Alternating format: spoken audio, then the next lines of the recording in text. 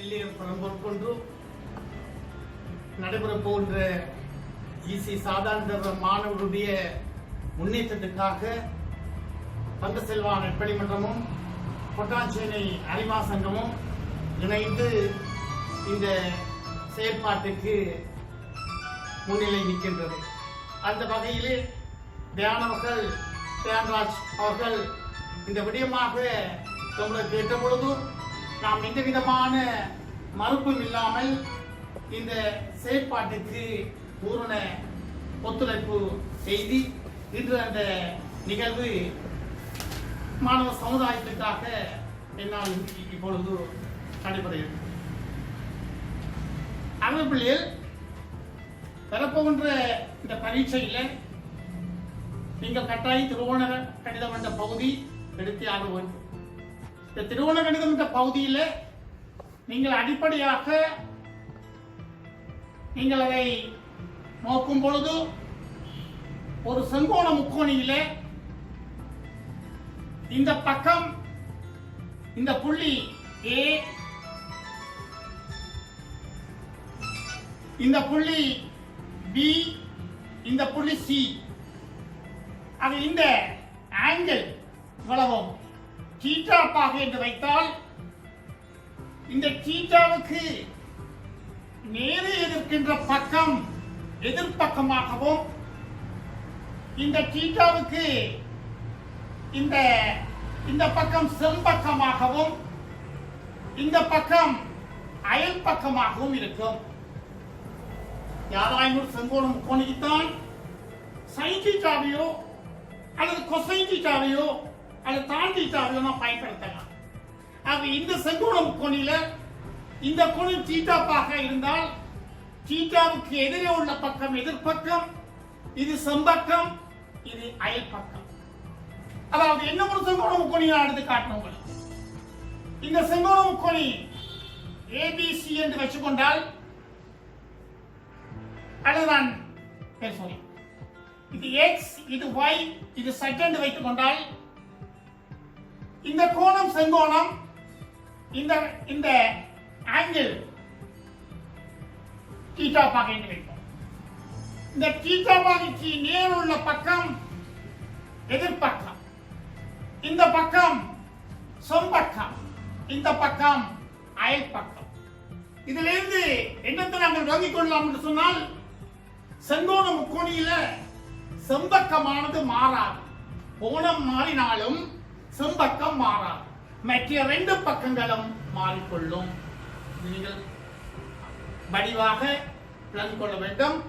இந்த தீட்டா இங்கே இருக்கின்றது, இந்த தீட்டா இங்கே இருக்கின்றது. இந்த தீட்டாவுக்கு நேர் உள்ள பக்கம் எதிர்பக்கம், இது செம்பக்கம், இது அயல் பக்கம். இதுக்கு எதிருள்ள பக்கம் எதிர்பக்கம், இது செம்பக்கம், இது அயல் பக்கம். ஆகவே நான் sin தீட்டா சமன் எதிர்பக்கத்துக்கும் செம்பக்கத்துக்குமான விகிதம். ஆகவே AB இன் கீழ் AC எதிர்பக்கத்தின் கீழ் செம்பக்கம். cosine theta சமன் அயற்பக்கத்தின் கீழ் செம்பக்கம், அயற்பக்கம் BC இன் கீழ் AC. ஆகவே இதை சொல்லலாம் அயற்பக்கம், இது செம்பக்கம். tan theta சமன் எதிர்பக்கத்தின் கீழ் அயல் பக்கம் AB இன் கீழ் BC, AB இன் கீழ் BC, அது சமன் எதிர்பக்கத்தின் கீழ் அயல் பக்கம். இது நீங்க ஞாபகத்தில் வைத்திருப்பதற்காக என்னை அடித்த எவனையும் செப்பமா செருப்பால் அடிப்பேன். என்னை அடிச்ச எவனையும் செப்பமா செருப்பால் அடிப்பேன். இது sin தீட்டா, இது cosine தீட்டா, இது tan தீட்டா. அல்லது என்ன செய்தாலும் அவர் செய்வது எனது அன்புக்காக. இது sin theta, cosine theta, tan theta. sin theta என்பது எதிர்பக்கத்துக்கும் சம்பக்கத்துக்குமான வீதம், எதிர்பக்கத்துக்கும் சம்பக்கத்துக்குமான வீதம். cosine தீட்டா என்பது அயல் பக்கத்துக்கும் செம்பக்கத்துக்குமான வீதம், அயல் பக்கத்துக்கும் செம்பக்கத்துக்குமான வீதம் cosine தீட்டா. tan தீட்டா என்பது எதிர்பக்கத்துக்கும் அயல் பக்கத்துக்குமான வீதம், எதிர்பக்கத்துக்கும் அயல் பக்கத்துக்குமான வீதம். ஞாபகத்தில் வச்சிருக்கிறதுக்கு என்னை அடிச்ச எவனையும் செப்பமா செருப்பால் அடிப்பேன். இதே போல இந்த செங்கோண முக்கோணி எடுத்து பார்த்தால் இந்த செங்கோண முக்கோணிக்கு நேர் உள்ள பக்கம் என்ன பக்கம்? இதுதான் எதிர்பக்கம். என்ன பக்கம்? செம்பக்கம். இது அயல். இதுக்கு sin தீட்டா. sin தீட்டா சமம் எதிர்பக்கம் y சட்டின் கீழ், எதிர்பக்கத்தின் கீழ் செம்பக்கம் x சட், எதிர்பக்கத்தின் கீழ் செம்பக்கம். cosine x சமம் cosine தீட்டா சமம் அயல் பக்கத்துக்கும் செம்பக்கத்துக்குமான வீதம். அயல் பக்கம் xy இன் கீழ் x சட். tan தீட்டா சமம் எதிர்பக்கத்தின் கீழ் அயல் பக்கம், எதிர்பக்கத்துக்கும் அயல் பக்கத்துக்குமான வீதம் y சட்டின் கீழ் xy, y சட்டின் கீழ் xy. எத்தனை பிள்ளை? y சட்டின் கீழ் xy, எதிர்பக்கத்துக்கும் அயல் பக்கத்துக்குமான வீதம். ஆக இவ்வளவும் எல்லா பிள்ளைகளுடையும் அடிமனதில் வடிவா பதிஞ்சிருக்க போகணும், வடிவாக பதிஞ்சிருக்க போகணும். இவ்வளவு தெரிந்தால் நீங்கள் அளிக்கிறீர்களே, நீங்க என்ன செய்யலாம் என்றால்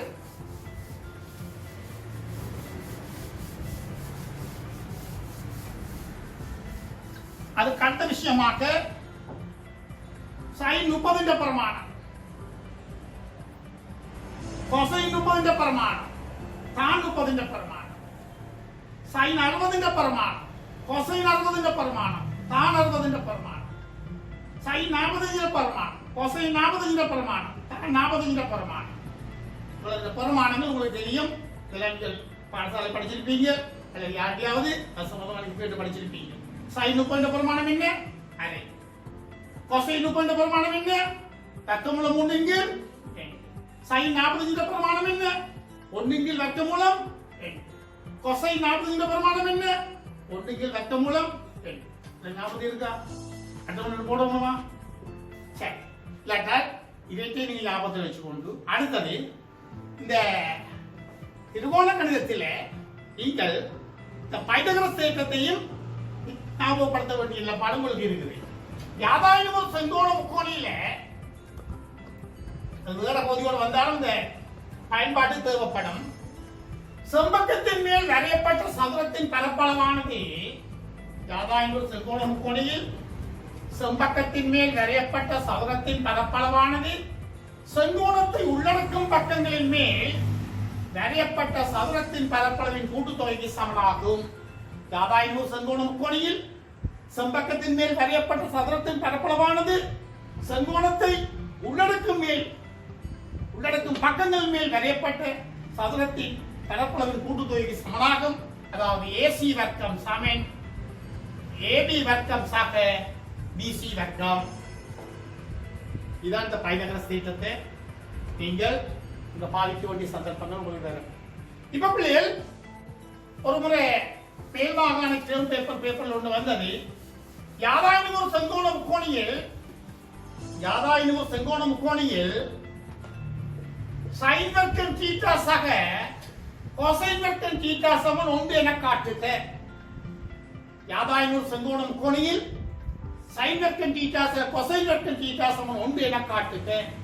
ஆகவே நீங்கள் என்ன செய்ய போறீங்க என்றால் ஒரு செங்கோண முக்கோணி வரைய போறீங்க. இதானே இது B, இது C. இந்த கோணத்தில் நான் அங்க தீட்டா இருப்பதனால இந்த கோணத்தில் நான் தீட்டா பாக என்று வைக்கிறேன். தீட்டா பாக என்று வச்சிட்டு பைதகரஸ் தேற்றப்படி AC வர்க்கம் சமன் AC வர்க்கம் சமன் AB வர்க்கம் சக BC வர்க்கம். அதாவது AC வர்க்கம் செம்பக்கத்தின் மேல் வரையப்பட்ட சதுரத்திற்கு பரப்புகின்ற கூடுதொகை. அதாவது AC வர்க்கம் சமன் AB வர்க்கம் சக BC வர்க்கம். ஆகவே இப்ப தெரியும், நீங்கள் எனக்கு காட்ட வேணும் sin வர்க்கம் தீட்டா cosine வர்க்கம் தீட்டா சமன் 1 என்று காட்ட வேணும். AC not equal not சைவருக்கு சமன் இருக்கான் பெரிய நிலமட்டவைய. ஆகவே இந்த AC வர்க்கத்தால் இரு பக்கமும் வகுக்குக.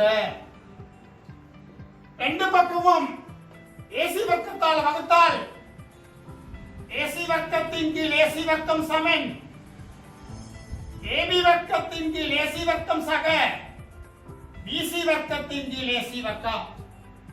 அதாவது பிள்ளைகள், ஒரு சமன்பாட்டிலே அந்த சமன்பாட்டை ரெண்டு பக்கமும் ஒரே செயல்பாடு செய்வதனால் அந்த சமன்பாட்டில் மாற்றம் ஏற்படாது. அந்த வகையில் இந்த பைதகோரஸ் தொடர்பு AC வர்க்கம் சமன் AB வர்க்கம் சக BC வர்க்கம் என்ற இதில் ரெண்டு பக்கமும் இந்த AC not equal not, அதாவது சைவருக்கு சமன் அன்று அப்படியான பெரிய நீளத்தால இந்த சமன்பாட்டை நான் டிவைட் பண்ணுவதால அதில் எந்த ஒரு மாற்றமும் ஏற்படாது. ஆகவே AC வர்க்கத்தின் கீழ் AC வர்க்கம் சுருக்கினால் 1. உங்களுக்கு தெரியும், AB வர்க்கத்தின் கீழ் AC வர்க்கம் இது தீட்டாவாக இருந்தால் இது எதிர்பக்கம், இது செம்பக்கம், இது அயல் பக்கம். AB வர்க்கத்தின் கீழ் AB இன் கீழ் AC என்றால் என்ன? sin வர்க்கம் தீட்டா. AC வர்க்கம் என்றோடைய sin வர்க்கம் தீட்டா. BC இன் கீழ் AC, BC இன் கீழ் AC, BC இன் கீழ் AC. அயல் பக்கத்துக்கும் செம்பக்கத்துக்குமான தொடர்பு என்ன? cosine. அயல் பக்கத்து சம்பந்தமான விதம் என்ன? cosine. ஆகவே cosine வர்க்கம் தீட்டா. ஆகவே sin வர்க்கம் தீட்டா cosine வர்க்கம் தீட்டா சமன் 1. இதான் கேட்டாலும் கேட்கலாம். ஆகவே இது உங்களுக்கு எல்லாருக்கும் அடிப்படை. இப்ப நாங்கள் ஒரு கணக்குண்ட பார்ப்போம். ஒரு 2017 பாஸ் பேப்பர்ல ஒரு கணக்கு வந்திருக்குது. அந்த கணக்கு பாருங்க. இதுல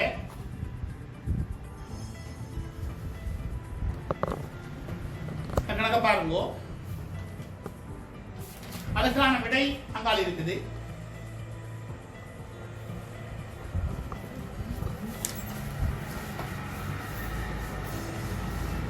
அதுக்கான விடை அங்கால் இருக்குது. ஆகவே என்ன மாதிரி அது வந்தது என்பதை உங்களுக்கு நான் இப்ப எடுத்து காட்டுறேன்.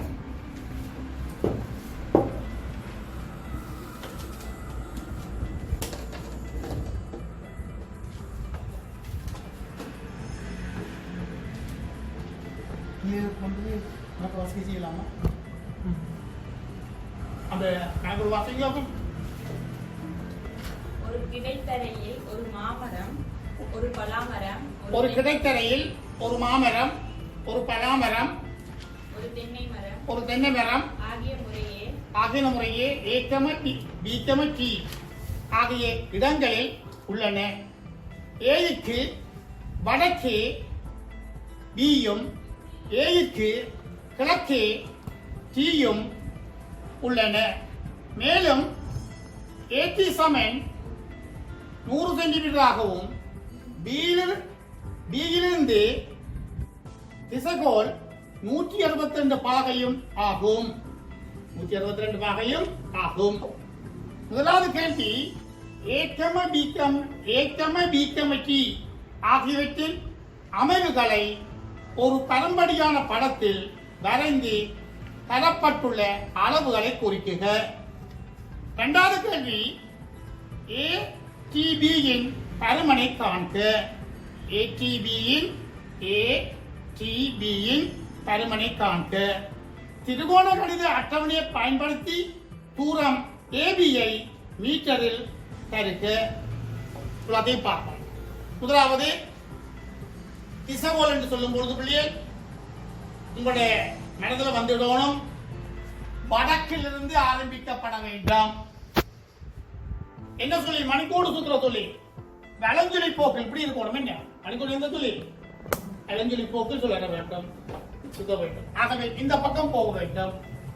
30 பாகை என்றால் சைபர் 3 சைபர் பாகை 3 எழுத்துக்கள் அங்கே இருக்கப்பட வேண்டும்.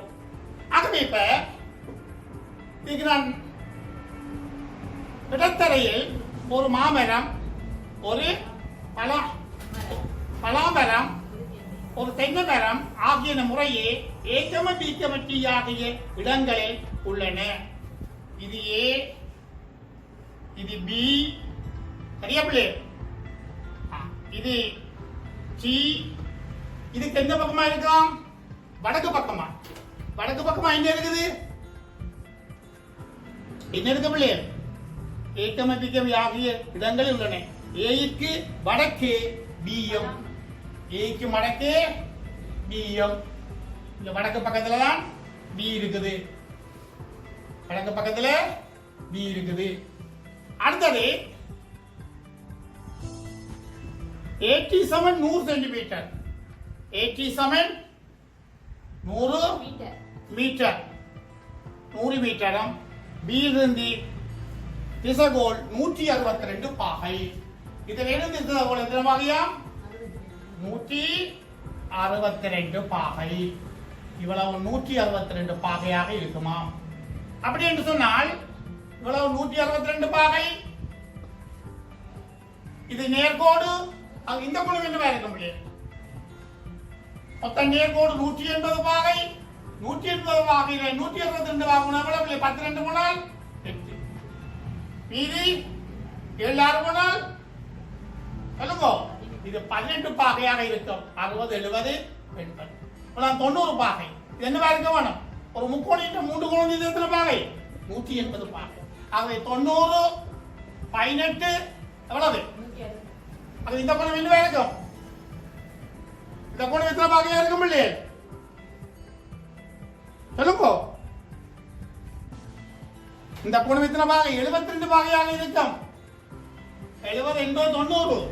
இந்த கோணம் 72 பாகையாக இருக்கும். ஆகவே இப்ப நான் முதலாவது கேள்வி என்ன கேட்கிறார்? ATB இன் பருமனை காண்க. ATB இன் பருமன் 72 பாகை. இது பார்க்கலாம். ATB இன் பருமன் 72 பாகை. சரிதானே? 72 பாகை. அடுத்தது அடுத்த கேள்வி என்னவா? ஏயிலிருந்து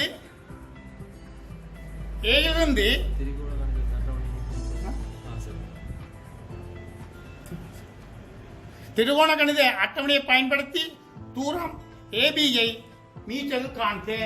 ஏபிஏ மீட்டர்ல காட்டுமா? இப்ப நான் இந்த பாவதி காண்றேன் பிள்ளைகள், இந்த நீளத்தை காண வேணும். அது இந்த நீளத்துக்கும் இந்த 72 பாகைக்கு என்ன பக்கம்? இந்த 72 பாகைக்கு இது என்ன பக்கம்? எதிர்பக்கம். என்ன பக்கம்? அயல் பக்கம். ஆகவே எதிர்பக்கத்துக்கும் அயல் பக்கத்துமான வீதம் என்ன? தான் தீட்டா. ஆகவே தான் 72 பாக சமன் எதிர்பக்கத்தின் கீழ் அயல் பக்கம். எதிர்பக்கத்தின் கீழ் அயல் பக்கம். இந்த பக்கம் உங்களுக்கு ஏபி என்று தெரியும். ஏபியின் கீழ் இது 100. ஆகவே ஏபியின் பரிமாணம் காண்றதுக்கு இதை பெருக்க வேணும். Cross multiply. ஏபி சமன் 100 தர தான் 72. 100 தர தான் 72 பாருங்க. பாப்போம். தான் பாட்டில் தான் 72 பாத்தீங்கன்னு சொன்னால் என்ன வேற? 3.078. 3.078. சரி, உனக்கு பாருங்க. தான் 72 பாருங்க. 3.078. ஆகவே இதை இங்க பெருக்கிறீங்கன்னு சொன்னால் உங்களுக்கு வெறும் தன்னை பெருக்கிவிட்டால் 107.8 மீட்டர் அதான் ஏபி நீளம் 307.8 மீட்டர் 307.8 மீட்டர் இதனால பெருக்க வேணும் 307.8 மீட்டர் வரும் இதுதான் ஏபியின் நீளம். அடுத்ததாக என்னவா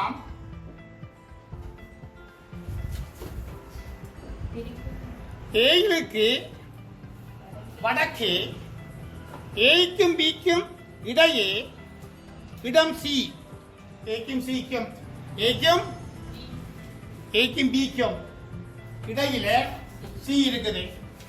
அப்படி இருந்தால்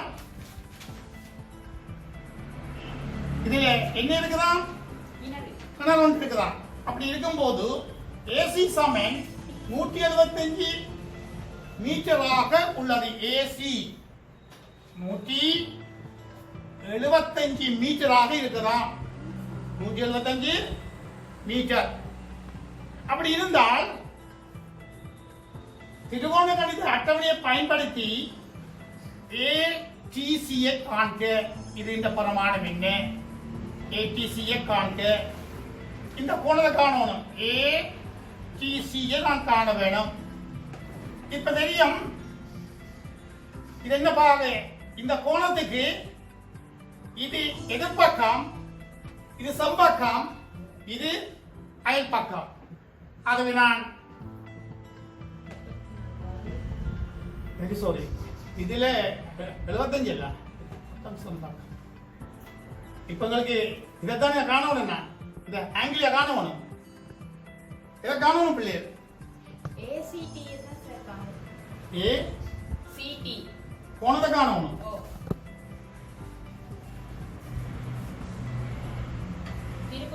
திருப்பி இந்த கணக்கு டிஸ்டர்ப் ஆகும்.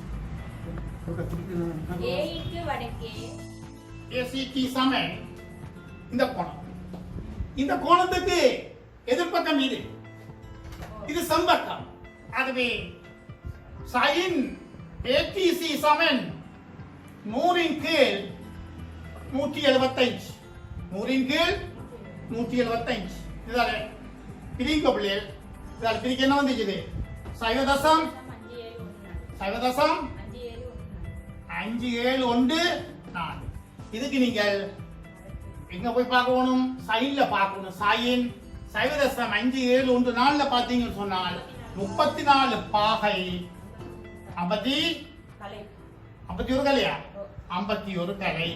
நீங்க பார்த்தால் இதான் அந்த கோணம். நாங்கள் இந்த கோணம் இதுக்கு இந்த கோணம். சரி சரிதானே பிள்ளைகள்? இப்ப ஆகவே நம்பிக்கையாக ஒரு பரீட்சையில ஒரு திருவோணம் தான் பெறும். அதுவும் இலகுவான கணக்காக இருக்கும்.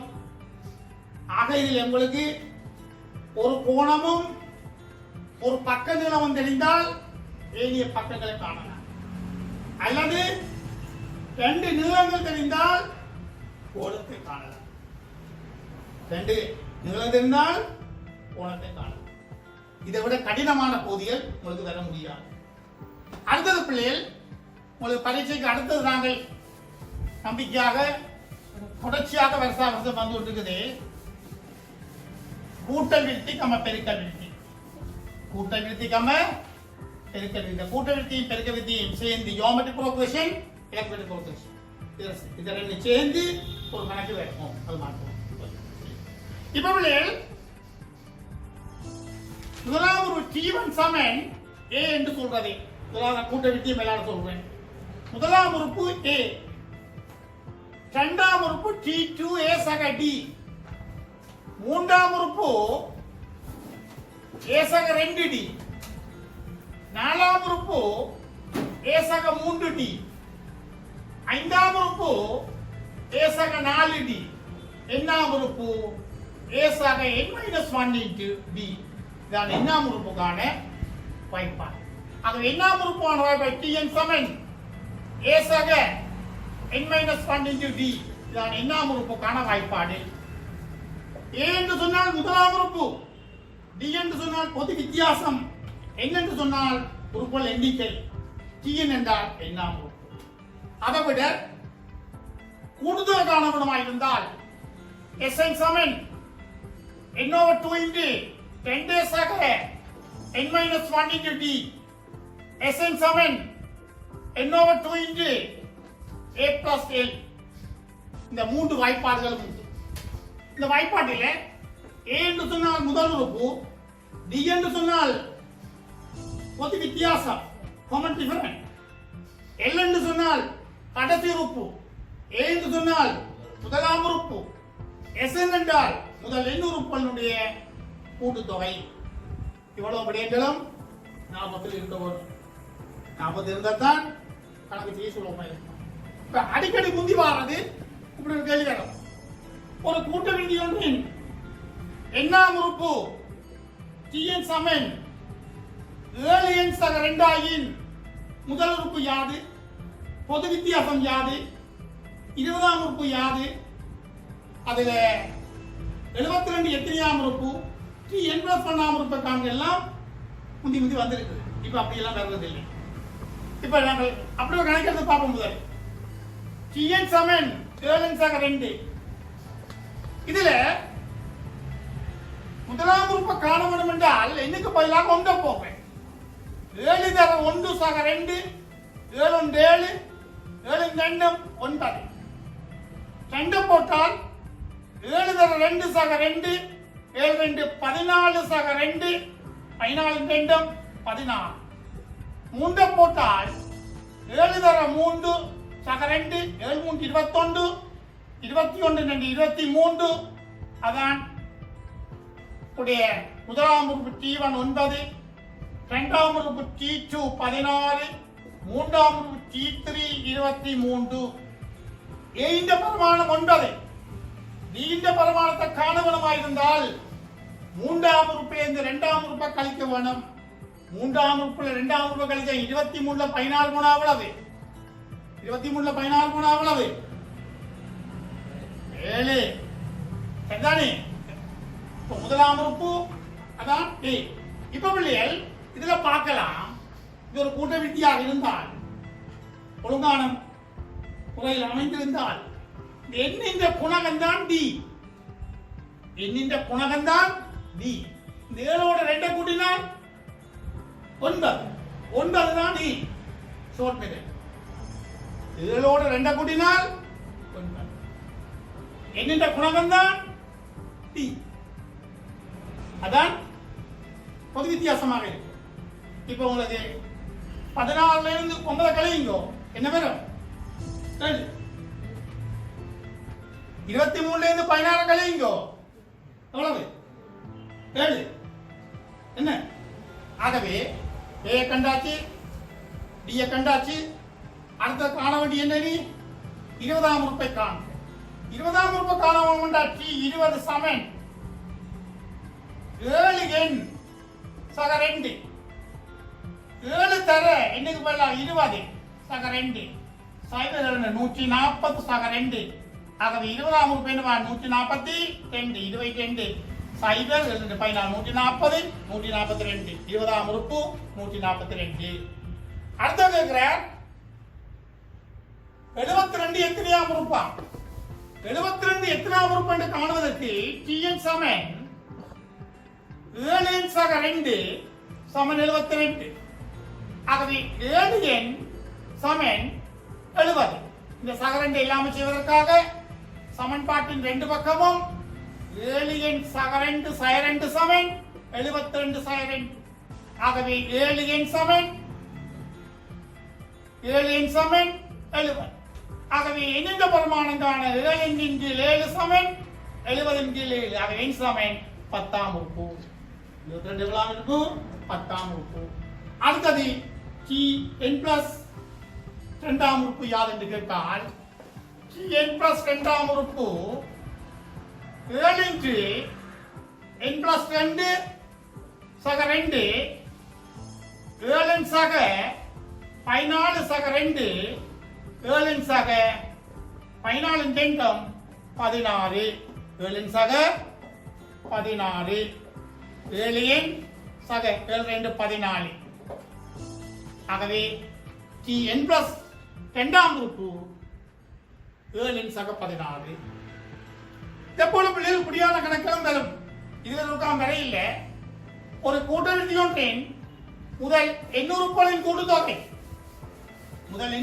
கூட்டுத்தொகை Sn சமன் n இன்டு n சக 3 ஆயின் n இன்டு n சக 3 ஆயின் முதல் 3 உறுப்புகளை காண்க, 20 உறுப்பின் கூட்டுத்தொகை காண்க அப்படியெல்லாம் கேட்கலாம். பிள்ளைகள் சரி பாருங்க. அடுத்தது ஏற்கனவே நான் கூட்டெழுதி பற்றி உங்களுக்கு சொல்லியிருக்கிறேன். அப்படி இருந்தாலும் மீண்டும் ஒரு ஞாபகப்படுத்தி பாருங்க. இந்த கூட்டெழுதியில Tn சமன் a சக இன்வெர்ஸ் t என்பது எண்ணாம் உறுப்புக்கான ஃபார்முலா. இதுல a என்று சொன்னால் முதலாம் உறுப்பு, d என்று சொன்னால் பொது வித்தியாசம், n என்று சொன்னால் உறுப்புகளின் எண்ணிக்கை, Tn என்றால் எண்ணாம் உறுப்பு. அதே போல கூட்டுத்தொகைக்கான வாய்ப்பாடு Sn Saman n/2 into a plus l. இன்னொரு வாய்ப்பாடு இருக்குது Sn Saman n/2 into 10 days of inverse d. இந்த ரெண்டு வாய்ப்பாடுகளையும் a என்றால் முதலாம் உறுப்பு தான், l என்றால் கடைசி உறுப்பு, d என்றால் பொது வித்தியாசம், n என்றால் உறுப்புகளின் எண்ணிக்கை, Sn என்றால் முதல் n உறுப்புகளின் கூட்டுத்தொகை. இது உங்களுக்கு எல்லாருக்கும் விளங்கி இருக்கும். ஆகவே இந்த பெருக்க விதியிலையும் அதுக்கு பாருங்க. இந்த பெருக்க விதியில முதலாம் உறுப்பு T1 A, இரண்டாம் உறுப்பு T2 AR, மூன்றாம் உறுப்பு T3 AR வர்க்கம், and so on. எண்ணாம் உறுப்பு A into R in n-1. ஆகவே எண்ணாம் உறுப்புக்கான ஃபார்ம் Tn சமன் A into R in n-1. இதுதான் எண்ணாம் உறுப்புக்கான வாய்ப்பாடு சூத்திரம். ஆகவே இங்க A என்பது முதலாம் உறுப்பும், R என்பது கூட்டவித்திலே D என்றால் பொது வித்தியாசம், பெருக்கவித்திலே R என்று சொன்னால் பொது விகிதம். அங்க காமன் டிஃபரன்ஸ், இங்க காமன் ரேஷியோ, பொது விகிதம் R. ஆகவே n என்பது உறுப்புகளின் எண்ணிக்கை. இது எண்ணாம் உறுப்பு. இதே போல கூட்டுத்தொகை காணுவதற்கு இந்த வாய்ப்பாடுகளை நாங்கள் நிரூபித்து காட்டலாம். ஆனால் பரீட்சைக்கு ஒரு நாளும் நிரூபிப்பதற்கு வருவது கிடையாது. ஆக இந்த வாய்ப்பாடுகளை ஞாபகத்தில் வச்சுக்கோங்க. Sn Saman a into r into n-ஆம் அடுக்கு 1 into r minus 1. அதே போல Sn Saman a into 1 minus r n-ஆம் அடுக்கு into 1 minus r. இந்த வாய்ப்பாடுகளை நீங்கள் மீண்டும் பார்ப்பதன் மூலம் ஞாபகத்துக்கு வந்துவிடும். இங்கேயும் a என்று சொன்னால் முதலாம் உறுப்பு, r என்று சொன்னால் பொது வீதம், n என்றால் உறுப்புகளின் எண்ணிக்கை, Sn முதல் n உறுப்புகளின் கூட்டுத்தொகை. ஆகவே இந்த பெருக்க விதியில ஒரு சில கணக்குகளை நான் உங்களுக்கு சொல்லி அதை ஞாபகப்படுத்துறேன்.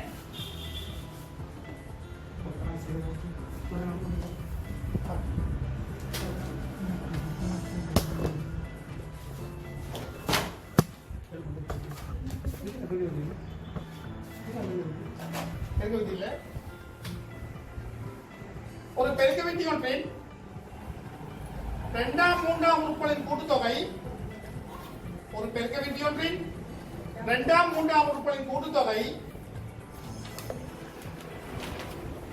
21, ஐந்தாம் ஆறாம் உறுப்புகளின் கூட்டுத்தொகை, ஐந்தாம் ஆறாம் உறுப்புகளின் கூட்டுத்தொகை 168 ஆகும்.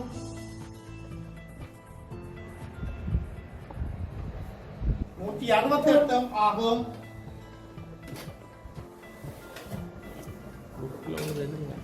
இவ்விருத்தியின் முதல் 5 உறுப்புகளை எழுதுக. திருப்பி சொல்றேன். ஒரு கூட்டு விதி ஒன்றின் ஒரு பெருக்க விதி ஒன்றின் இரண்டாம் மூன்றாம் உறுப்புகளின் கூட்டுத்தொகை 21. ஐந்தாம் ஆறாம் உறுப்புகளின் கூட்டுத்தொகை 168 ஆகும். இந்த விருத்தியின் முதல் 5 உறுப்புகளை எழுதுக. பாருங்க பிள்ளைகள், ஒரு பெருக்க விருத்தி ஒன்றினுடைய இரண்டாம் மூன்றாம் உறுப்பின் கூட்டுத்தொகை, இரண்டாம் மூன்றாம் உறுப்பின் கூட்டுத்தொகை, இரண்டாம் மூன்றாம் உறுப்பின் கூட்டுத்தொகை 21. பிள்ளைகள், இரண்டாம் உறுப்பு என்று சொன்னால் ஒரு நியம பெருக்க வித்தி. இரண்டாம் உறுப்பு என்று சொன்னால் முதலாம் உறுப்பு ஏ, இரண்டாம் உறுப்பு ஏஆர், மூன்றாம் உறுப்பு என்றால் ஏஆர் பக்கம் சமன் 21. ஏய பொது எடுக்கிறேன். 1 சக ஆர் சமன் 21 ஒரு சமன்பாடு. அடுத்தது என்ன சொல்ற?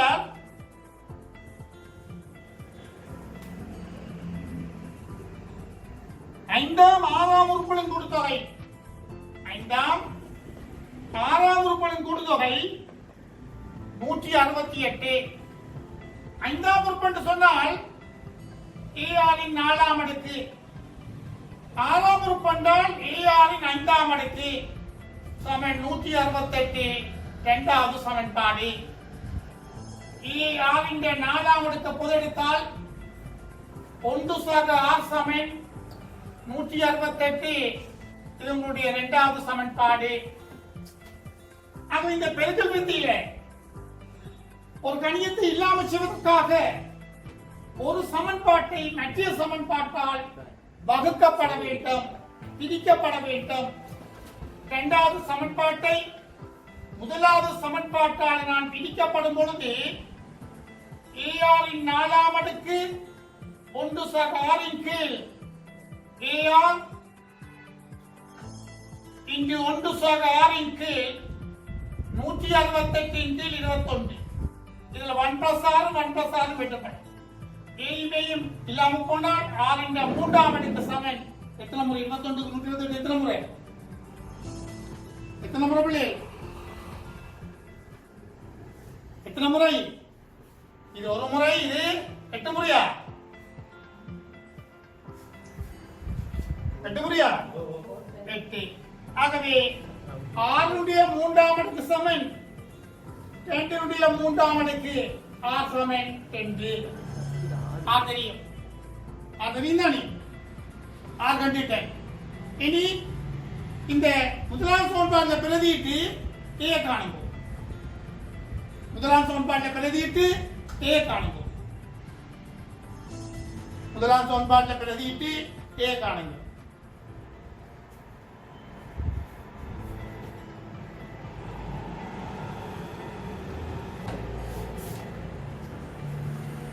உங்களுக்கு தெரியும் முதலாம் சமன்பாடு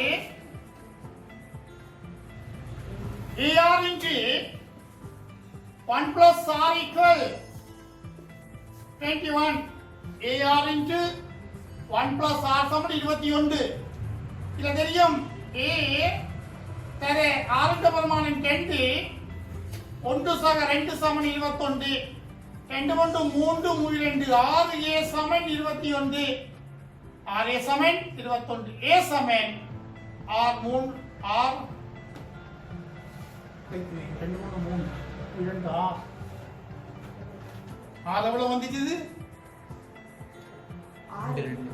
2 2 போட்டால் 2 கொண்டு 3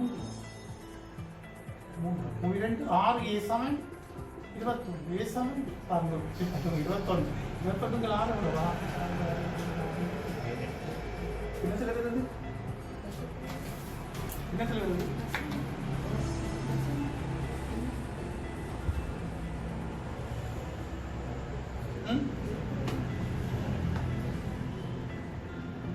அதுபோல் 2 போடுறேன். அது 2 தானே? 3 2 6 6 சமன் 21, A சமன் 21 6.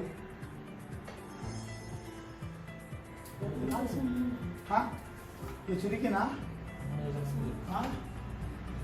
மூன்றாம் தேதிக்கு 21 மூன்று சுழற்சி 3,500 சரி பிள்ளையே இப்ப தெரியும் ஏஏ மாறி என்கின்ற பிற்பாடு நீங்கள் அந்த விருத்தியை நீங்கள் கழிவு கொள்ளலாம் சரிதானே சரி அடுத்தது ஒரு பாஸ் பேப்பர்ல வந்த கணக்கு பார்ப்போம் வாசிக்கிறது பிள்ளை இருக்குது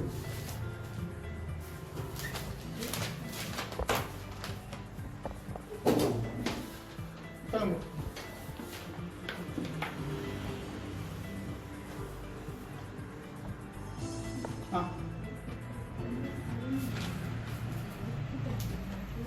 போட்டதை பெருக்க விஷயத்தை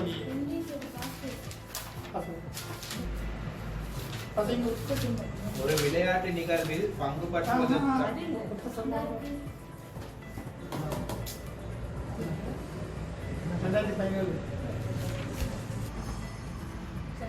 ஏழாம் உறுப்பு என்று சொன்னால் சார் கொஞ்சம்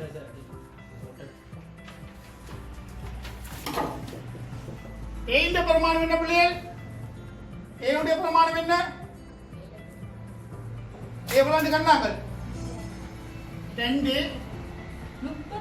சரி ஆனந்த பிரமாணம் 2 பிரமாணம் வந்தது இது உங்களுக்கு நேர்பெருமானம் என்றபடியாக சகம் உண்டு ஆகவே 3 ஆறாம் அடுக்கு 3 தர 3 தர 3 தர 3 தர 3 தர 3 3 9 9 3 27 27 3 81 81 3 243 243 மூன்றாவது பெருக்கினால் என்ன வந்தது 1450 இல்ல இல்ல 700 அத மூன்றாவது பெருக்கினால் 1000 அத ரெண்டாவது பெருக்குது என்ன எவ்வளவு 2 ரெண்டாவது பெருக்குவோம் அது ரெண்டாவது பெருக்க வேணும் எவ்வளவு 2 இல்ல பெருக்கிவிட என்ன வந்துக்குது 1458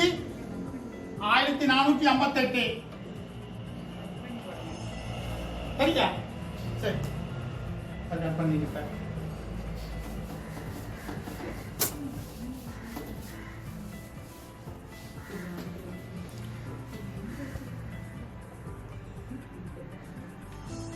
சரியா பிள்ளை அடுத்த வரைப்புகள் வரைப்பு ஸ்டார்ட் பண்ணிட்டு நான் போவோம் பிறகு இந்த காட்டுவோம் என்ன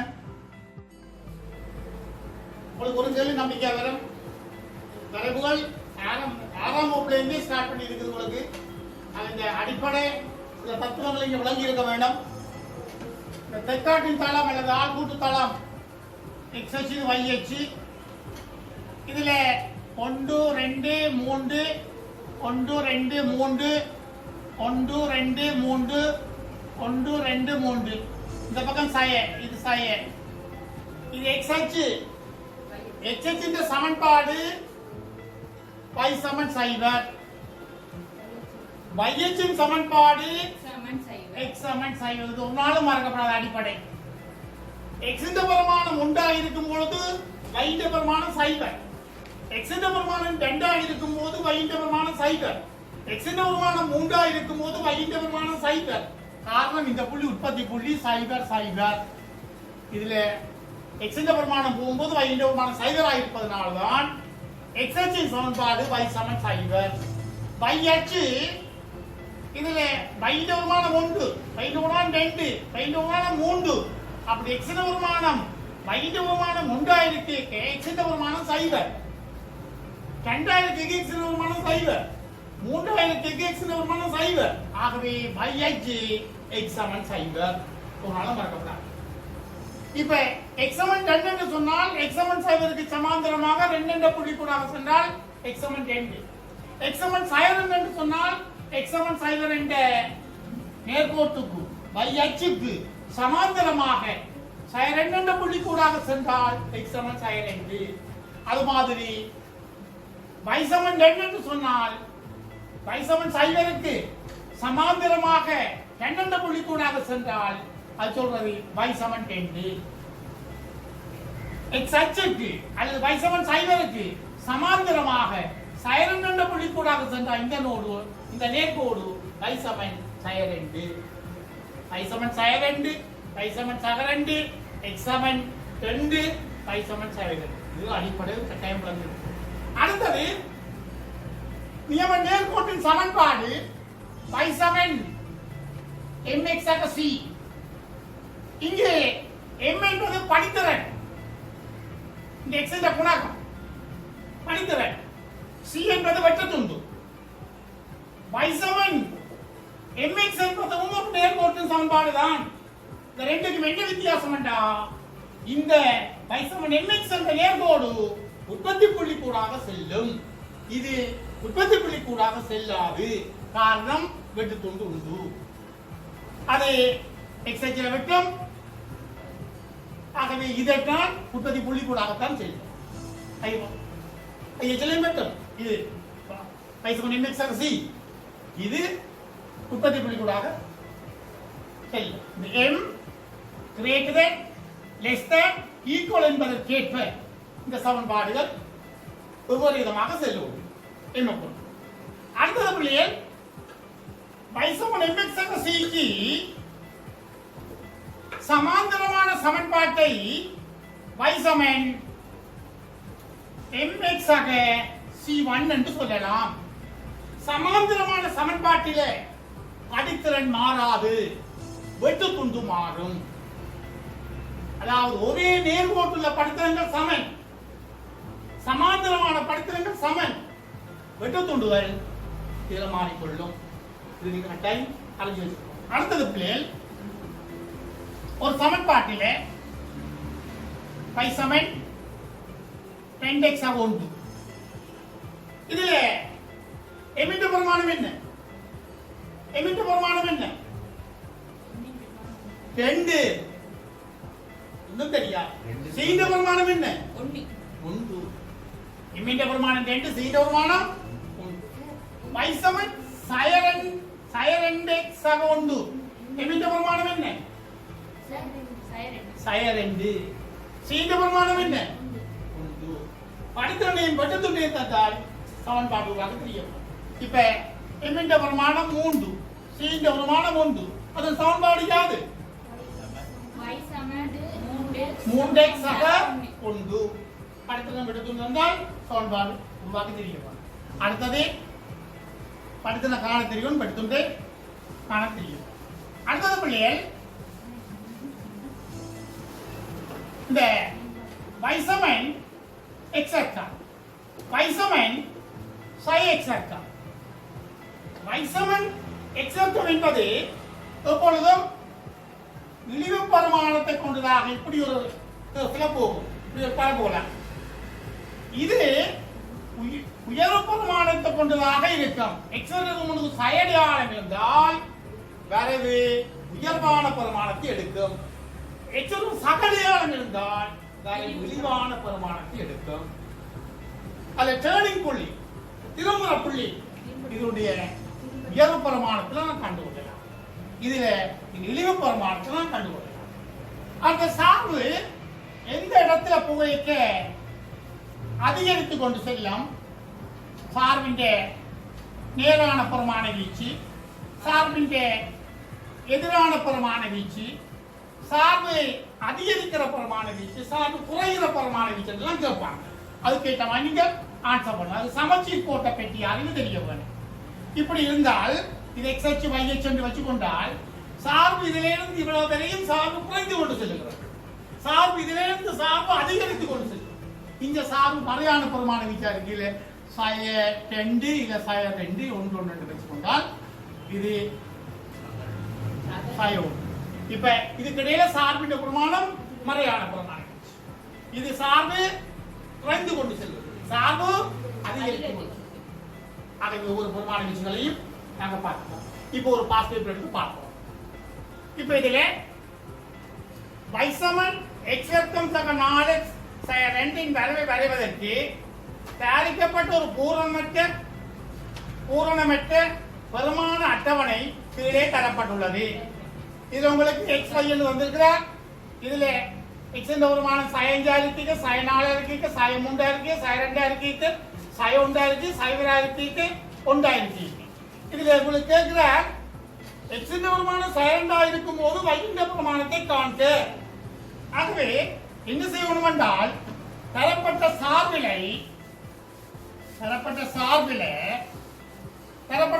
என்பது y7 x வர்க்கம் சக 4x சய 2. இதுல கொண்டு போய் x க்கு பதிலாக சய 2 போட்டேன். x க்கு பதிலாக சய 2 போட்டா y7 x இந்த வர்க்கம் x க்கு பதிலாக சய 2 இந்த வர்க்கம் சக 4 தர சய 2 சய 2 இந்த வர்க்கம் சய மைனஸ் ஆல பிரிக்கணும் பிளஸ் 2 2 4 4 2 8 சய 2 4 8 2 10 சய 6. ஆகவே x சமன் சய 2 இருக்கும்போது y இந்த பிரமாணம் சய 6. இதை நீங்க பயன்படுத்தி அங்க சொல்றார் xh பற்றியும் xh வழியையும் yh வழியையும் 10 சிறிய பிரிவுகளில் ஒரு அலகு வகை குறிக்குமாறு உள்ள அளவிடையை பயன்படுத்தி ஒரு வரவுதாளில் மேற்குறித்த சார்பின் வரைவை வரைக. வரைவை பயன்படுத்தி பின்வரும் வினாக்களுக்கு விடை தருக. இல்லாட்டால் நீங்க அப்படி வரைவுண்டு வரைஞ்சீங்க என்றால் இப்படி ஒரு வரைவு உங்களுக்கு பெறப்படும். இந்த வரைவை எல்லாரும் வரைய வேணும். இந்த புள்ளிகள் எடுத்து அந்த வரைவை நீங்க வரைஞ்சு கொள்ளுங்க. அடுத்தது y மறையாக குறைமாறுள்ள எக்ஸின் பெருமான வீச்சை காண்க. இதுக்கு நீங்க சமச்சீர் போட்டு எழுத வேணும். அந்த வரைவை நானும் குறித்து காட்டட்டா? ஓம் சார். நானும் குறிக்கிட்டேன். பிள்ளைகள் xh yh 1 2 3 4 5 1 2 3 4 5 1 2 3 4 5 2 3 4 5 6 இந்த பக்கம் சாயப்பட்டம். சொல்லுங்க இந்த புள்ளிகளுக்கு பார்த்து கிடையாது. முதலாவது புள்ளி என்ன? சய 5 ஆயிருக்கேக்க சக 3 சய 5 ஆயிருக்கேக்க சக 3 சய 4 ஆயிருக்கேக்க சய 2 சய 2 சய 3 சய 5 சய 2 சய அச்சு மண்டலா தான் நான் வைக்கிறேன். சரி அடுத்தது சய 1 சய 5 பூஜ்ஜியம் சய 2 1 3. அடுத்தது அவ்வளவுதான். நீங்க வடிவா வளைக்க வேண்டாம்.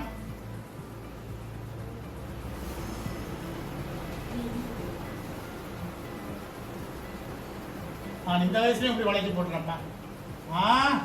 இந்த அபிலாசனம் விட்டா வளைச்சிருப்பான். ஐயோ இப்படி ஒரு படம் வந்திருக்கும். சரி ஆகவே இப்ப நீங்க உங்களுக்கு சமச்சீர் கோடு எக்ஸாமன் சய 2 எக்ஸாமன் சய 2 இதான் எக்ஸாமன் சய 2. இப்ப தெரியும் பிள்ளைகள் இந்த y இழிவு பெருமானம் சய 6 y இழிவு பெருமானம் சய 6. இப்ப தெரியும் கூட இந்த சமன்பாடு y சமன் ஏதோ ஒரு வடிவத்தில் இருக்கலாம். என்னவா? y சமன் x ஆக a முழுவதின் வர்க்கம் x ஆக a முழுவதின் வர்க்கம் சய b. இது தெரியும் y சமன் x a இந்த பெருமானம் இந்த சமச்சீர் கோடு சய 2 இழிவு பெருமானம் சய 6 y சமன் x ஆக 2 முழுவதின் வர்க்கம் சய 6. இதான் சார்பின் சமன்பாடு. y சமன் x ஆக 2 முழுவதின் வர்க்கம் சய 6. இப்போ இதுல கொண்டு போய் நீங்கள் 5 போட்டு பார்த்தால் சய 5 போட்டு பார்த்தா சய 5ல 3 போனால் சய 5 3 போனால் சய 5 சய 5ல 2 போனால் மூன்று மூன்றிന്റെ வர்க்கம் 9 9லே 6 போனால் 3 இதான் இந்த வரைவிலே அதான் ஓகே இப்ப தெரியும் இதான் அந்த வடிவத்திலே எழுதப்பட்டிருக்கு ஏக்கம் அபி ஆகியவற்றை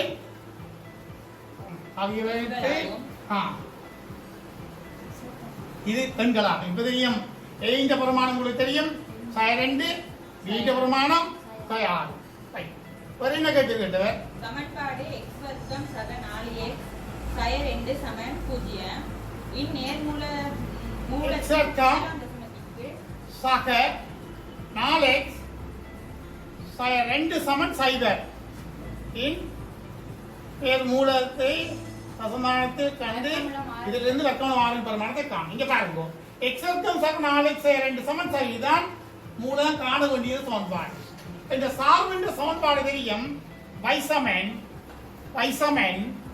x வர்க்கம் சக 4x சய 2 இது முதலாம் சமன்பாடு இது இரண்டாம் சமன்பாடு நான் இப்ப இரண்டாவது சமன்பாட்டில இருந்து முதலாவது சமன்பாட்டை கழிக்கிறேன் கழிச்சா எல்லாம் போயிடும் இது எல்லாம் போயிடும் y சமன் சரி நான் அடிப்படையில் சொல்லி தந்தனே அடிப்படை சொல்லி தந்தேன் முதலாவது எடுத்ததும் x அச்சின் சமன்பாடு y சமன் 0 y அச்சின் சமன்பாடு x சமன் 0 y அச்சின் சமன்பாடு x சமன் 0 ஆகவே y சமன் 0 என்பது x அச்சு y சமன் 0 ஆகவே இந்த வளைய இந்த y சமன் 0 என்ற இந்த நேர்கோடு பெற்ற புள்ளிகள் தான் அதனுடைய மூலங்கள் ஆகவே அதனுடைய மூலம் சைனால அப்படியே பாருங்க என்ன வந்திருக்கு சயனாலே சயனாலே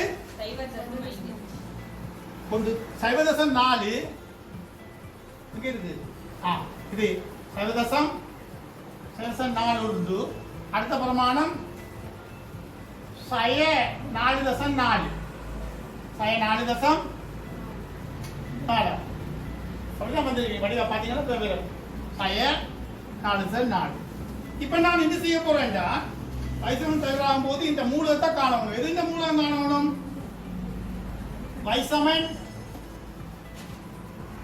எக்ஸாக 2 மூலன்ற வர்க்கம் சய 6 இப்ப தெரியும் y இந்த பிரமாணம் என்ன சைதான் x இந்த பிரமாணத்துக்கு பதிலா x பதிலாக நான் சைவசம் 4 போடுறேன் சைவதசம் 4 போடுறேன் சைவசம் 4 போட்டால் சக 2 முழுவதுன்ற வர்க்கம் சய 6 இதே மாதிரி கூட்டினால் 2.4 முழுவதுன்ற வர்க்கம் சமன் இது ஒன்று 6 ஆகவே எதிர்ந்த பிரமாணம் காணணும் இதுக்கு வர்க்கமூலம் எடுத்தால் வர்க்கமூலம் 6 சமன் 2.4 வர்க்கமூலம் 6 பிரமாணம் என்ன 2.4 தான் അതിന്റെ பிரமாணம் வர்க்கமூலம் 6 பிரமாணம் என்ன 2.4 சரிதானே வந்துடாப்லையே இப்ப வரைவில் உங்களுக்கு ஒரு கேள்வி நம்பிக்கையா வரும் இப்ப வரைவு வரையாமல் சில சமச்சீர் கோடு இழிவு பிரமாணம் திரும்ப புள்ளி எல்லாவற்றையும் காண வேண்டி உங்களுக்கு ஒரு முதலாம் பகுதியில் ஒரு கேள்வி போடலாம் அதாவது y சமன் x-ஆக 2 முழுவதுன்ற வர்க்கம் சக 2 என்ற சார்பின் சமச்சீர் கோடு இழிவு பிரமாணம் திரும்ப புள்ளி ஆகியவற்றை காண்க எப்படி காணுவீங்க அப்படி காணுவீங்க y சமன் x-ஆக 2 முழுவதுன்ற வர்க்கம் சக 2 என்ற இந்த சார்பின் சமச்சீர் கோடு இழிவு பிரமாணம் திரும்ப புள்ளி ஆகியவற்றை காண்க இப்ப தெரியும் y இழிவாக வேணுமா இருந்தால் x-ஆக 2 முழுவதுன்ற வர்க்கம் 0 வேணும் அப்படி இருந்தால் y இழிவாக வரும் அப்படி y இழிவாக இருந்தால் இழிவு பிரமாணம் 2 இழிவு பிரமாணம் 2 ஆகவே x-ஆக 2 சமன் பிளஸ் ஓ மைனஸ் 0 இந்த x சமன் மைனஸ் 2 ஆகவே சமச்சீர் கோடு என்ன இருக்கும் சய 2 ஆகவே y இழிவு என்ன இருக்கும் சக 2 y இழிவு சக 2 இதுக்கு சமச்சீர் கோடு x சமன் sin 2 சரியா பிள்ளைகள் இப்படி இருந்தால் y சமன் x 4 முழுவதுன்ற வர்க்கம் சக 1 அப்படிலாம் சொல்லுங்க இந்த சார்பினுடைய சமச்சீர் கோடு என்ன x சமன் சமச்சீர் கோடு சக 2 என்ற சமச்சீர் கோடு x சமன் sin 2 x சமன் sin 4 என்ற சமச்சீர் கோடு என்ன x சமன் சக 4 இளைய பிரமாணம் என்ன திரும்புற புள்ளி என்ன அந்த சமச்சீர் கோடும் இளைய பிரமாணமும் சமச்சீர் கோடு என்ன 4 4 இரண்டு திரும்புற புள்ளி என்ன இந்த சார்பின் திரும்புற புள்ளி என்ன sin 2 சக 2 சரிதானே ஆகவே உங்களுக்கு நாங்கள் படிப்பிச்சென்றான் கூட்டவிருத்தி பெருக்க விதியில் ஒரு கணக்கம் திருகோணத்தில் ஒரு கணக்கம் வரவில் ஒரு கணக்கம் உங்களுக்கு கை கொடுத்து உதவி செய்யும் இந்த விதமான எதுவும் இருக்காது நல்ல கிளியரா இருக்கும் அடுத்தது நிகழ்தகவில் ஒரு கணக்கு பார்ப்போம் படிச்சிட்டோம் நிகழ்தகவில் பார்ப்போம் இந்த நிகழ்தகவில் காரணமாக எழுமாற்று பரிசோதனை சொல்றது எழுமாற்று பரிசோதனை என்றால் விளைவு நிச்சயிக்க முடியாத ஒன்றும் அதே நிபந்தனையில் மீள மீள எத்தனை முறை செய்தாலும் என்ன விளைவு என்று சொல்ல முடியாவிட்டால் அது சொல்றது எழுமாற்று பரிசோதனை. இப்ப ஒரு பையொன்றில் கொஞ்சம் மாபிள் இருக்குது, ஒரே அளவான மாபிள்கள், வடிவத்தில் ஒரே விதமானவை. அதில் இருந்து எழுமாற்ற ஒரு மாவில் எடுக்க என்ன மாவில் வரும் என்று எனக்கும் தெரியாது, உங்களுக்கும் தெரியாது. எழுமாற்று பரிசோதனை. அது மாதிரி நாணயம் ஒன்றை சுண்டேக்க அந்த நாணயத்தில் தலைவிழுமா பூவிழுமா என்பது எழுமாற்று பரிசோதனை. அது பூமியில விழுந்தா பிறகுதான் தெரியும் அது தலையில பூ வரும்போது எழுமாற்று பரிசோதனை. ஒரு தாயக்கட்டி ஒன்றை சுண்ணும் போது, கோடாத ஒரு தாயக்கட்டி ஒன்றை சுண்ணும் போது, சம சந்தர்ப்பம் காட்டாத கோடாத தாயக்கட்டி ஒன்றை நாம் சுண்டப்படும் போது, சரியா பிள்ளைகள்? அதாவது தாயக்கட்டை சீரானதா இருக்கணும். அந்த தாயக்கட்டை சூண்டைக்க என்ன விளைவு வரும் என்றால் யாருக்கும் தெரியாது. அப்படியான நிகழ்வுகளை சொல்றது எழுமாற்று பரிசோதனை. விளைவை வரையறுத்தால் அது நிகழ்ச்சி. தாயக்கட்டியை சுண்டேக்க என்ன விளைவு வரும் என்று தெரியாது. தாயக்கட்டை கீழே விழுந்து விட்டால் அது நிகழ்ச்சி. ஒரு பரிசோதனை முடிவு நிகழ்ச்சி என வரையறுக்கப்படும். ஒரு பரிசோதனை முடிவு நிகழ்ச்சி என வரையறுக்கப்படும். அதுக்கு தொடர்ந்தா மாதிரி வழி என்றால் என்ன, அந்த மாதிரி வழிக்கான வரைவிலக்கணம், எழுமாற்று பரிசோதனை, அடுத்தது நிகழ்தகவுக்கான வரைவிலக்கணம் எல்லாம் நாங்கள் நோட்ஸில் பார்த்துருக்கோம். இப்போ ஒரு கணக்கு ஒன்று எடுத்து பார்ப்போம். என்றால் 10 நாளில் பரீட்சை சந்திக்கிறபடியாக ஒரு கணக்கு எடுத்து பார்ப்போம். அடுத்தோ ஒரு பையொன்றில்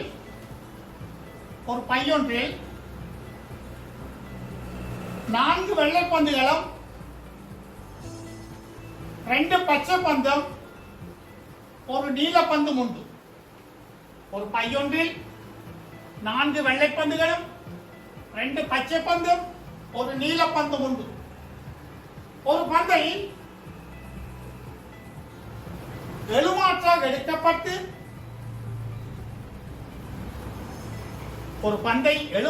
எடுக்கப்பட்டு அந்த பந்து வைக்கப்படா வகையில்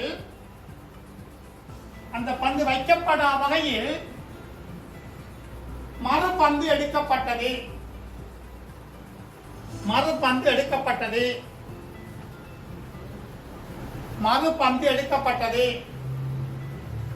இதற்கான மாதிரி வழியை நெய்யறியில் குறித்து காட்டுக. இதற்கான மாதிரி வழியை நெய்யறியில் குறித்து காட்டுக.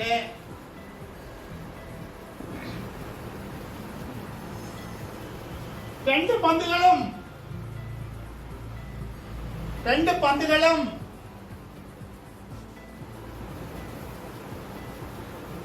வெள்ளைப்பந்தாய் வருவதற்கான நிகழ்தகவு யாது? 2 பந்துகளும் வெள்ளைப்பந்தாய் வருவதற்கான நிகழ்தகவு யாது? 2 பந்துகளும்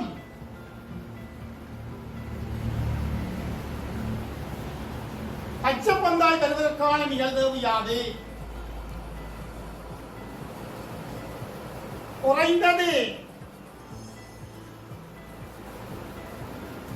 ஒரு வெள்ளைப்பந்து வருவதற்கான நிகழ்தகவு யாது? குறைந்தது ஒரு வெள்ளைப்பந்து வருவதற்கான நிகழ்தகவு யாது?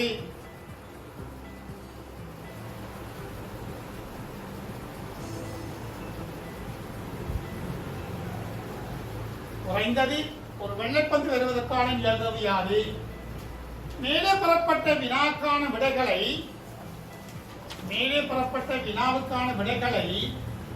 ஒரு மரவரைபடம் ஒன்றிலே வரைந்து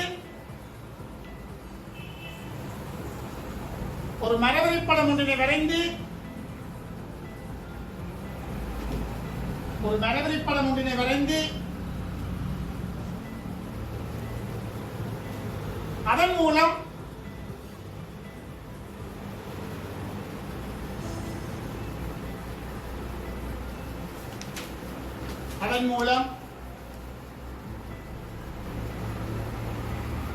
மேலே பெறப்பட்ட வினாக்கான விடைகளை வாய்ப்பு பார்க்குது. இந்த மரவரி படத்தின் மூலமும் நீங்க செய்து அந்த விடையை சரிவர பார்க்குவோம். சரி, இப்ப நான் செய்து காட்டுறேன். நேரம் போயிட்டு தானே. இப்ப பார்ப்போம். நெய்யரியில குறிக்க வேணும். 4 வெள்ளை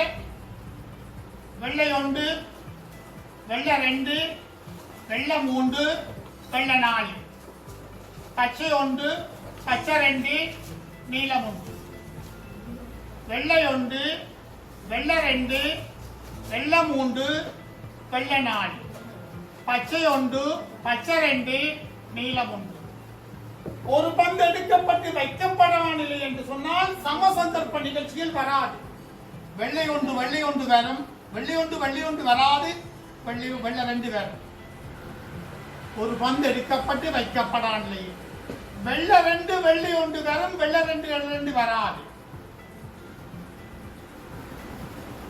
இது வரும், வெள்ளை 3 வராது. இது வரும், வெள்ளை 3, வெள்ளை 4 வராது. பச்சை 1 இது வரும், பச்சை 1 வராது. பச்சை 2 வராது. இது வரும்.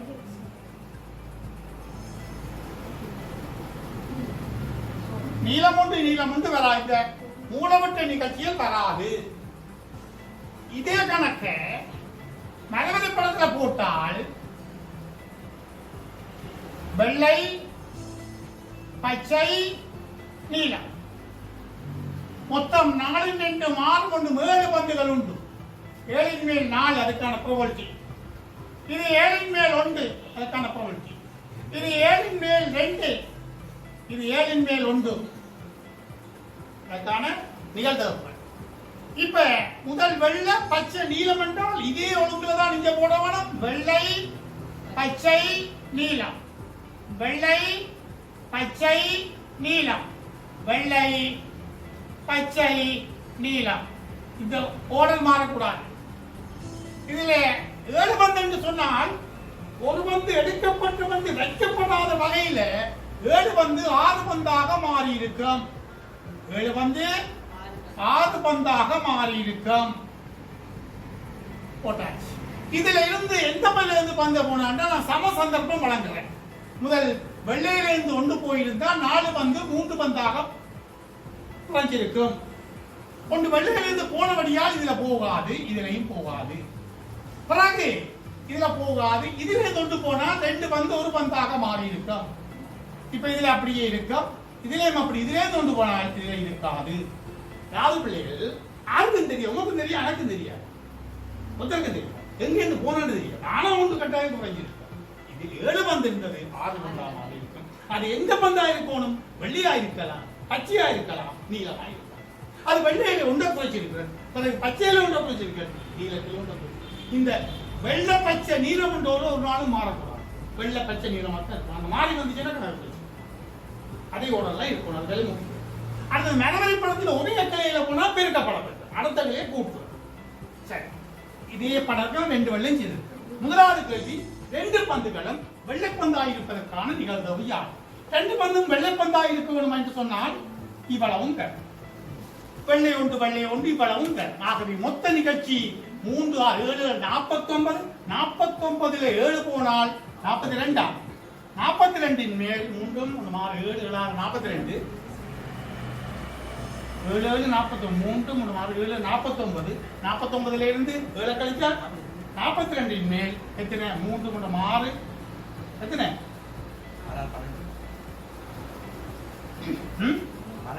12 நிகழ்ச்சி. 3 6 9 12 நிகழ்ச்சி முதலாகும். இதுல பார்ப்போம். ரெண்டும் வெள்ளையா இருக்கணும் என்றால் இங்க வெள்ளை 7 4 தக 6 3 அசமன் 7 42 மேல் நான் 3 பண்ணேன். ஒரு எவ்வளவுதானே? 42 மேல் 12 ரெண்டும் வெள்ளை. 7 4 தர 6 3 42 மேல் 12 ரெண்டும் வெள்ளையா இருக்கிறது. அடுத்த கேள்வி, ரெண்டும் பச்சையா இருப்பதற்கான நிகழ்வு. பச்சை இந்த பச்சை இருக்கு, இங்க பச்சை, ரெண்டும் பச்சையா இருக்கு, இது மட்டும்தான். ஆகவே 42 மேல் 2 42 மேல் 2 இதுல பச்சை 7 2 தர 6 1 7 6 42 மேல் 2 2 ஒரு எவ்வளவு? அடுத்தது குறைந்தது ஒரு வெள்ளைப்பந்து வருவதற்கான நிகழ்வு. குறைந்தபட்சம் ஒரு வெள்ளியாவது இருக்க வேண்டும். 2 வெள்ளை வந்தா பரவாயில்லை. ஆகவே குறைந்தது ஒரு வெள்ளி என்றால் இந்த வெள்ளையும் இவ்வளவு இருக்கிறது, இவ்வளவும் பெறும். இதுதான் வெள்ளை இல்லாதது. ஆகவே 42 மேல் 6 கழிக்கும் 42 6 போனா எவ்வளவு? 42 6 போனா எவ்வளவு? 36 நிகழ்ச்சி வரும். எண்ணிக்கொண்டிக்க தேவை. ஏன்? இவ்வளவும் வரத்தான் போது வெள்ளை இருக்குது, இவ்வளவும் வரத்தான் போகுது. இந்த 6க்கையும் வெள்ளை இல்லாது. குறைந்தது ஒரு வெள்ளி என்ற ஒரு வெள்ளியாவது இருக்கப்பட வேண்டும். வெள்ளை இல்லாம இருக்க முடியாது. வெள்ளை இல்லாம இருக்கு இந்த 6 நிகழ்ச்சியும் தான். ஆகவே மொத்த நிகழ்ச்சியில் இருந்து எதை கழிக்க வேணும்? அந்த 6 கழிச்சா 36 நிகழ்ச்சி. குறைந்தது ஒரு வெள்ளியாவது வரும். இங்க பார்ப்போம். குறைந்தது ஒரு வெள்ளி என்றால் 2 வெள்ளை வரலாம். 2 வெள்ளை வரலாம். ஒரு வெள்ளையும் ஒரு பச்சையும் வரலாம். ஒரு வெள்ளையும் ஒரு நீலமும் வரலாம். ஒரு பச்சையும் ஒரு வெள்ளையும் வரலாம். ஒரு நீலமும் ஒரு வெள்ளையும் வரலாம். இவ்வளவும் வரலாம். ஆகவே இந்த அடிப்படையில் 7 4 தர 6 3 சக 7 4 தர 6 2 சக 7 2 தர 6 4 இதுல 3 வந்து 1 2 இது சக 7 4 தர 6 1 இந்த நிகழ்ச்சி வரும். இந்த நிகழ்ச்சி வரும். இந்த நிகழ்ச்சி வரும். இந்த நிகழ்ச்சி வரும். இதுல சக 7 1 தர 6 4 7 6 42 மேல் 3 12 7 6 42 மேல் 4 2 8 7 6 42 மேல் 4 1 4 7 6 42 மேல் 4 2 8 7 6 42 மேல் 4 1 4 கோமாசி 42 12 மற்றும் 20 24 24 4 28 28 மற்றும் 36 36 தானே? 36 தானே? இதான் குறைந்தது ஒரு வெள்ளைப்பந்து இல்லை. இதே கணக்கு 2 வழியிலும் போட்டு காட்டு. தோணிக்கிற ரெண்டது ஒன்றுதான் உங்களுக்கு.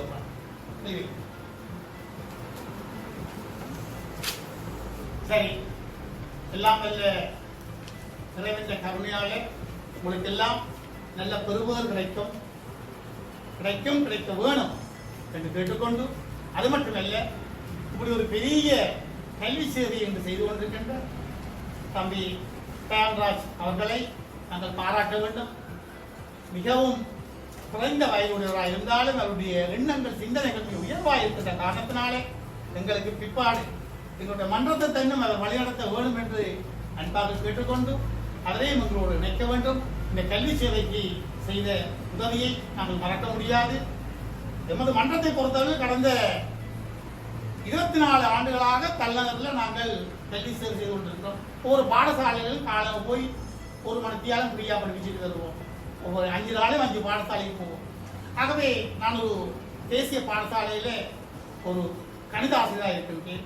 ஒரு தேசிய பாடசாலை சொல்றது இன்டர்நேஷனல் ஸ்கூல் இல்லை.